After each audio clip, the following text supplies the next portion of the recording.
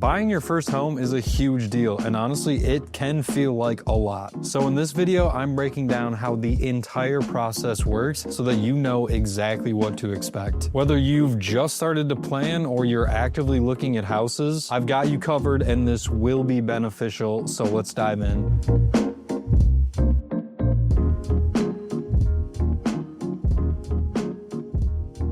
Okay, so we're just gonna go down the list in chronological order and kind of knock out every step there is to this whole process. Step one being find an agent. Pretty self-explanatory however you go about finding that agent, but essentially once you've decided who you'd like to work with or at least talk to, you're basically just gonna reach out to them and say, hey, I wanna buy a house, can you help me? And from there, most likely the agent is going to say, yeah, that sounds great, let's schedule a consultation, which is going to be step number 2. A consultation is basically just going to be a sit down with your agent, kind of going through maybe your budget, what you're looking for, what you're not looking for, your timeline. This is going to be the opportunity where you basically get on the exact same page with your agent so they know exactly how to help you moving forward. In this meeting, there's a really good chance that your agent is going to give you 2 separate forms. One of those forms being an agency disclosure form, or as it's known by its technical name,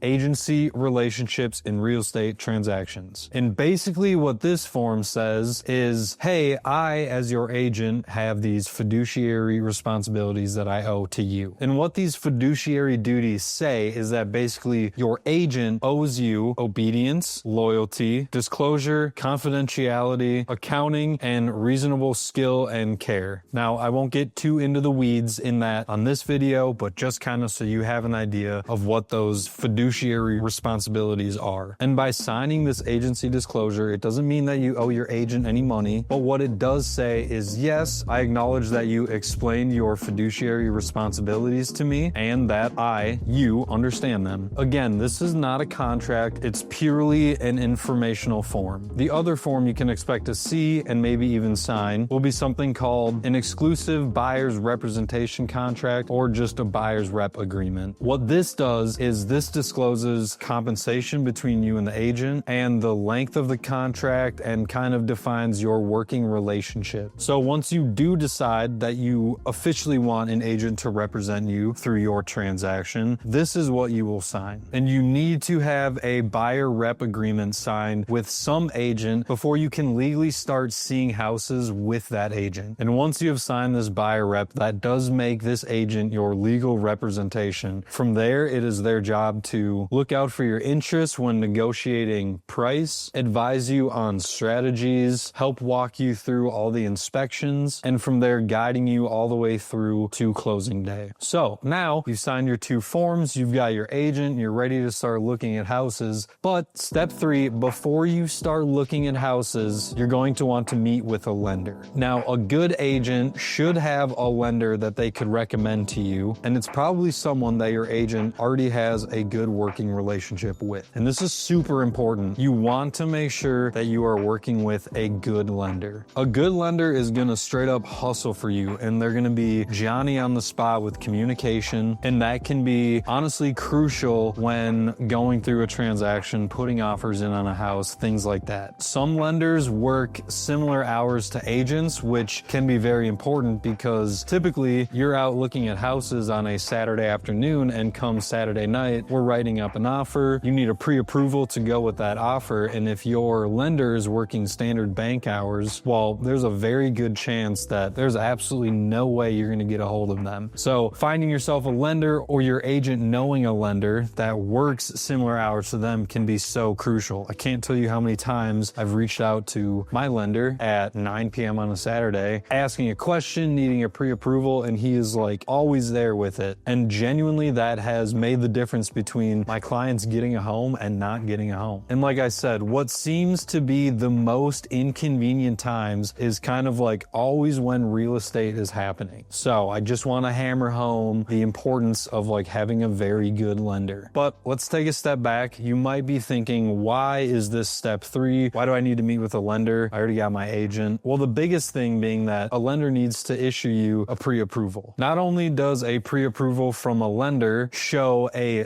seller that you're a serious buyer, but I think more so importantly, it provides you with a snapshot of like what you can actually afford. And I think it kind of depends on the lender. Maybe it depends on the situation, but pre-approvals can take up to a few days. But I know that some lenders have the ability to, they can spit you out a rough pre-approval in a half an hour. Now, in order to get a pre-approval, you will have to provide the lender with some financial documents. Things they're going to be wanting from you are probably W-2s, pay stubs, tax returns, bank statements, and they're probably going to want some more information on any debt you may have. The most common loan options we see would be conventional, FHA, and VA loans. I'm not going to get into loan types in this video. I just wanted to let you know that. I do have other videos on my channel kind of breaking down the differences between those loans, what they look like, how you qualify for them, and things like that. Okay, so now you've got your agent, you've spoke with the lender, you've got your pre-approval, you know how much money you got to work with. So step 4 is going to be creating an MLS search. MLS stands for Multiple Listing Service, and the MLS is basically where all the houses on the market live. So any listing that's going to be for sale or is for sale is going to be found here. Eventually, those listings get sent to the likes of Zillow, Trulia, Realtor.com, but it's important to note that the MLS is the most accurate and up-to-date platform when looking at listings. Now, what an MLS search is, basically from speaking with your realtor, they will have an understanding of how many bedrooms you want, how many bathrooms, garage, yard, things like that. And from there, we will input that into the MLS with your credentials. We will also create on a map places you want to include, maybe places you want to exclude. And from there, you set up an auto email, and that auto email will send you any listings in your criteria, and that will be the most trustworthy place, again, the most accurate place to find homes that are on the market, send those to your agent, and get those set up for showings. I should note that step 2, 3, and 4 can kind of all happen at the same time. Typically in our buyer consultations, it's a lot of getting information, you create the MLS search, we give you information for lenders, and also send you those blank documents just so you can look at them, and when the time comes to start looking at houses, we'll actually get those sent out to you for signing, and the process can really begin from there. So moving on to step 5, and probably the most fun part for everybody, looking at houses. Typically, you will send your agent addresses to homes as you find them, and from there you will figure out a time that works and go look at them. There are a lot of things to consider and evaluate when you are looking at homes, something that you will definitely get better at the more houses you look at, but things like location, layout, the condition, and maybe potential repairs you will have to make will all be very important things to kind of be making note of as you go through these showings. Other things like school districts, commute times, and even like neighborhood amenities may all be things that maybe you don't have an opinion on yet, but once you start looking, you will, or maybe you have a very strong opinion on school districts, and that might narrow down your search from the get-go. I would say this part of the process is typically the most unpredictable, and unpredictable in a lot of ways, as far as how long it can take, how many houses you might look at. Depending on the time of year, the market may be slow or it may be really hot, and that could determine a lot of things. If it's springtime market and houses are going like that, you might feel very rushed, very cramped. You might be checking out 15 houses a day and they're going under contract in 24 hours after listing. Or you could be looking in the dead of winter and you can't find enough houses to look at. It all kind of depends on a lot of factors, and for what it's worth, there is no correct timeline or amount of houses to look at. It all just depends on your flavor. Some people look at 4 houses and get the third one they saw under contract and live in that home for 30 years or something. Some people look at 100 plus houses and still haven't found anything that they're happy with. Personally, I don't care how long it takes. I think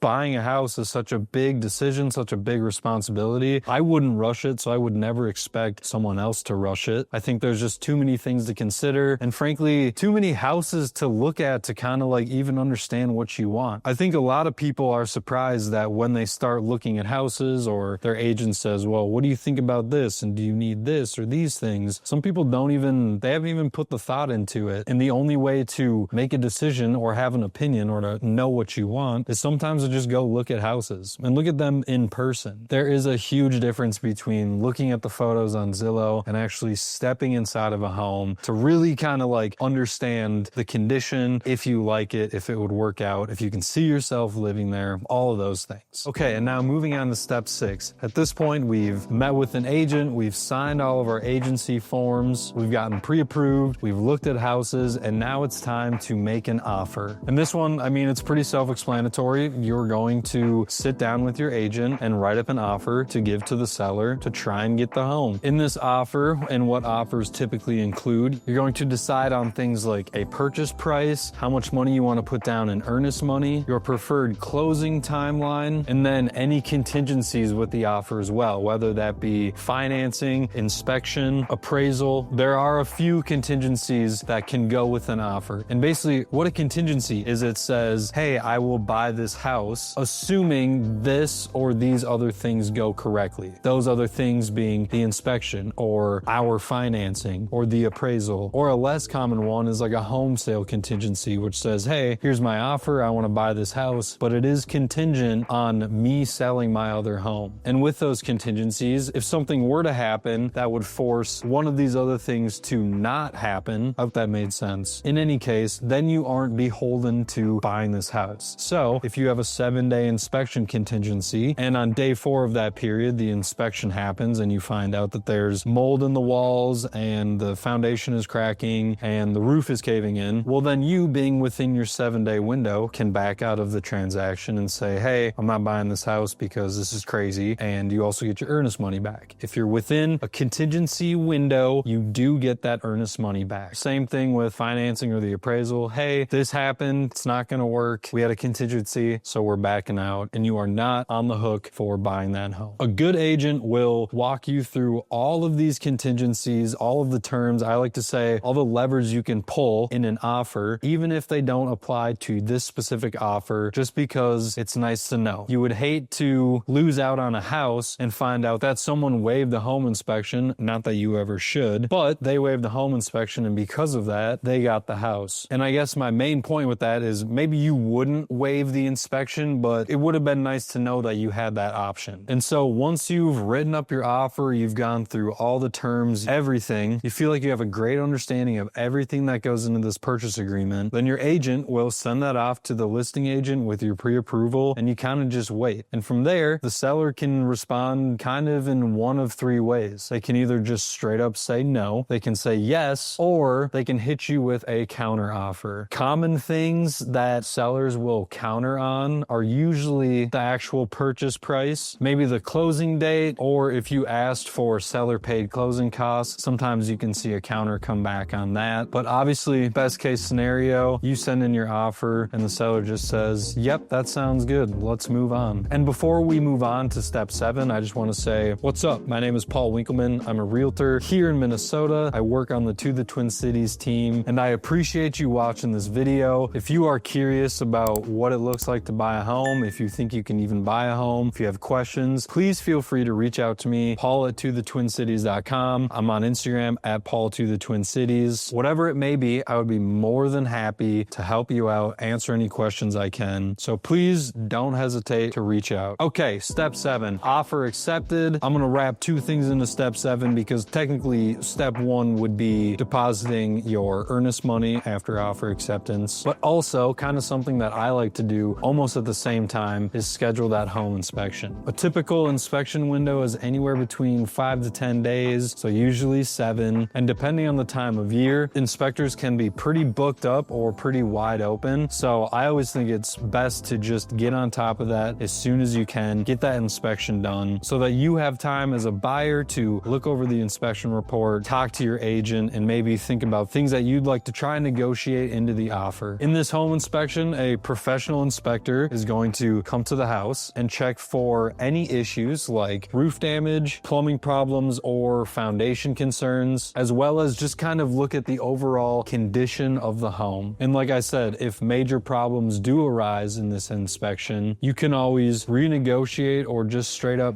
back out if your offer did include that inspection contingency. Sometimes the inspection will come back and you'll say, hey, this looks great. Yeah, I know there's a couple things, but nice to know that all the major mechanics are working great. Or you may find some things in the inspection report that you didn't notice or that you'd like to see if maybe the seller buyer would be willing to meet you halfway or totally make some of these fixes on their own out of their pocket. This can be a really tricky thing, kind of a tough needle to thread, which is why it's very important that you're working with a good agent, someone who kind of understands the nuance of this situation, how to not ask for too much, but how to make sure you're asking for enough to make it feel like you as the buyer aren't getting like ripped off. But now the inspection is done, we're through, everyone's happy. We're moving on to step 8, which is underwriting and appraisal. A lot of this is behind the scenes lender work. You will be kept in the loop in all of this, but this is typically like a lull in the action, if you will, once you get through inspection, because your lender, once he receives word that, hey, we're through inspection, everything looks good, they will then order the appraisal. The appraisal is simply meant to confirm the home's value. And I will say, if inspection wasn't nerve-wracking enough for you, appraisal might be. The actual appraiser is a third-party person who comes out and determines the price of the house based on their comps and their inspection. Why this has to get done is because the bank is lending you potentially $350,000, and they want to make sure that that house is in fact worth $350,000 before just giving you this money. If the appraisal comes in lower than your offer, you may need to renegotiate the price or cover the gap out of pocket. And then, like I said, simultaneously while the appraisal is happening, your loan is going through the underwriting process, which is where you might experience the most scrutiny into your financials, because this is where the lender is making sure that your finances look good. They're looking at past bills. If your credit is strong, they're looking at employment history. This is where they're really honing in on your situation and making sure that if they in fact lend you this money, you will be good for it to pay them back. But fortunately, appraisals usually go pretty well unless you're offering a crazy amount over list price in order to get the home. It's pretty common that the house is priced to sell appropriately and the appraiser is going to come out and just say, yep, looks good, appraised at value. But once you finally make it through step 8, kind of the scariest part, we're on the step 9, and this is like truly the home stretch to getting the dang keys. Step 9 is again a lot of behind the scenes work from your title company. This is where they're going to be looking into the title of the home and also the insurance. By looking into the title, I basically just mean the title company is just making sure that the person selling the house is in fact the person that owns that house. And title insurance goes hand in hand with that, because in the event that the title company finds out that there's something wrong with the title, maybe the person selling the house isn't the person that owns the house, title insurance will cover that issue. And also, this is the time when you're going to be looking for actual home insurance as well, so that come closing day, you're ready to kind of hit go on that. And then once you've gotten confirmation from title that everything is clear, everything looks good to go, you'll get the clear to close from your lender, and from there it's closing day. Closing day is always exciting. You'll typically meet at the title company. They'll have you autograph about 1 million different forms and explain them all to you. It's very information overload, but very important. On closing day, you'll bring your cashier's check, or your funds will have been wired, and you will formally be paying for the house, paying for your closing costs. And then from there, the agent hands you the keys and you're a homeowner. And then just as a little bonus, I've got 3 tips that I kind of wanted to just throw into this video because I think it's very important, especially as a first-time home buyer. Number 1 being no major purchases prior to closing on your home. If you make a big purchase as you're going through underwriting, it can drastically affect your loan approval. Number 2, stay in touch with your lender. Make sure that you are responding to them and giving them the information that they need as soon as you can in order to avoid any potential delays. And then number 3, of course, think long term. When you're looking at homes, make sure you're choosing a home that's going to fit your future needs and not just your current situation. All right, I appreciate you watching. We'll see you on the next video.